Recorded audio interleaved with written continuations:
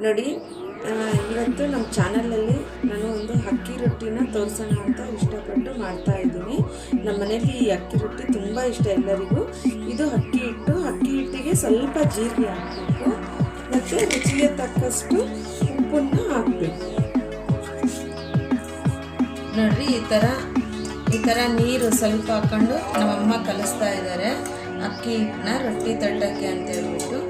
ತುಂಬ ಚೆನ್ನಾಗಿರುತ್ತೆ ಈ ರೊಟ್ಟಿ. ನಾನು ತೋರಿಸ್ತೀನಿ.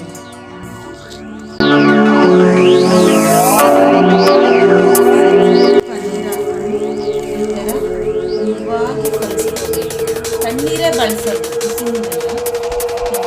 ಹಾಕಿ ಈ ಹದಕ್ಕೆ ರೊಟ್ಟಿ ಹಿಟ್ಟನ್ನ ಕಲಿಸ್ಕೋಬೇಕು. ನೋಡಿ, ಅಮ್ಮ ತೋರಿಸ್ತಿದ್ದಾರೆ ಆ ಥರ. ಇದು ತಣ್ಣೀರಲ್ಲೇ ನಾವು ಕಲಿಸಿರೋದು, ಅಕ್ಕಿ ಹಿಟ್ಟಿಗೆ ಏನು ಹಾಕಿಲ್ಲ. ಎಷ್ಟು ಜೀರಿಗೆ ಅಕ್ಕಿ ಹಿಟ್ಟು ತಣ್ಣೀರಲ್ಲೇ ಕಲಿಸಿರೋದು. ಎಣ್ಣೆ ಬರುತ್ತಲ್ಲ, ಆ ಡಬ್ಬದಲ್ಲಿ ರೊಟ್ಟಿ ಹಂಚನ್ನ ರೆಡಿ ಮಾಡಿಸ್ಕೊಂಡಿರ್ತೀವಿ.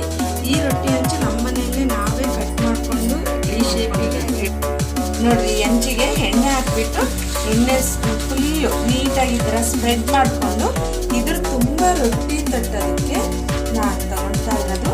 ಬರೀ ಇಷ್ಟೇ ಹಿಟ್ಟು ನೋಡಿ, ಎಷ್ಟಿದೆ ನೋಡಿ. ಇದು ಒಂದು ನಿಂಬೆ ಹಣ್ಣಿನ ಹಾಕಿದ್ದೀನಿ. ಈ ಹಂಚಿನ ತುಂಬ ನಾನು ಕಟ್ ಮಾಡಿ ರೊಟ್ಟಿ ತರ್ತಿದ್ದೀನಿ.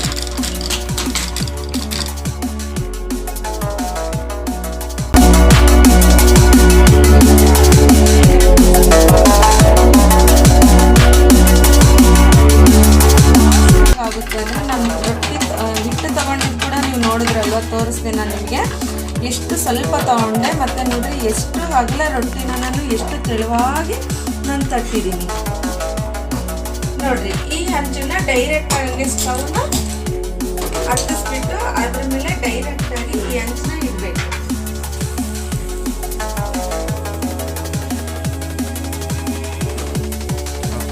ಈ ಥರ ನೋಡಿ, ಸ್ಟವ್ ಯಾವುದೇ ಕಾರಣಕ್ಕೇನು ಸಿಮ್ಮಲ್ಲಿ ಇಡೋದು ಬೇಡ, ಫುಲ್ಲು ಫ್ಲೇಮಲ್ಲಿಟ್ಟು ಚೆನ್ನಾಗಿ ಈ ಥರ ರೋಸ್ಟೆಡಾಗಿ ರೊಟ್ಟಿನ ಒಂದು ಸೈಡಿಂದ ಸುಟ್ಕೊತ ಹೋಗೋದು. ಮಿನಿಮಮ್ ಅಂದರೆ ಇದು 10 ನಿಮಿಷಕ್ಕೆ 6ರಿಂದ 8 ರೊಟ್ಟಿನ ನಾವು ರೆಡಿ ಮಾಡ್ಬೋದು. ಮತ್ತು ಈ ರೊಟ್ಟಿ ತೆಗೆದ್ಮೇಲೆ ಹಾಗೆ ಡೈರೆಕ್ಟಾಗಿ ನಾವು ಎಣ್ಣೆ ಹಂಚಿ ತಡ್ಕೋದು. ಯಾವುದೇ ರೀತಿಯಲ್ಲಿ ಹಂಚು ಕೈ ಬಿಸಿ ಆಗಲ್ಲ ಹಂಚಲ್ಲಿ.